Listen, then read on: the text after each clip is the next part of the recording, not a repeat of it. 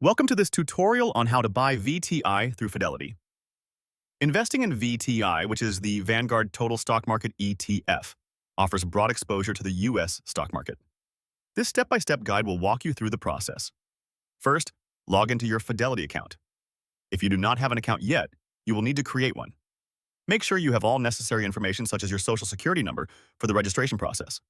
Once logged in, navigate to the trading section, which is usually labeled as Trade or Investment. In the trading menu, enter VTY in the symbol search bar. This action will bring up the ETF details. Review the information provided, including the current price and any additional data that may be relevant to your investment decision. If you are satisfied and ready to proceed, click on the option to buy. Next, select the number of shares you wish to purchase. You can either input a specific number or choose to invest a certain dollar amount.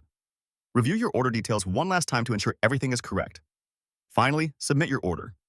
You should receive a confirmation once your order is processed, and you can track your investment within your Fidelity account. Happy investing!